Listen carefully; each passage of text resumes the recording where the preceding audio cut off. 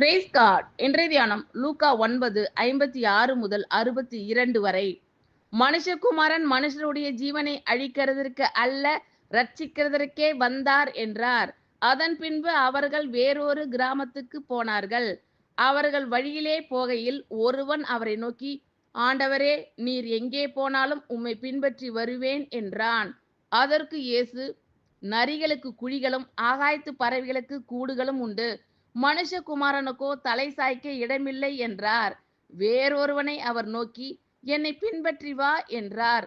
அதற்கு அவன், ஆண்டவரே, முன்பு நான் போய் என் தகப்பனை அடக்கம் பண்ண எனக்கு உத்தரவு கொடுக்க வேண்டும் என்றான். அதற்கு இயேசு, மரித்தோர் தங்கள் மரித்தோரை அடக்கம் பண்ணட்டும், நீ போய் தேவனுடைய ராஜ்யத்தை குறித்து பிரசங்கி என்றார்.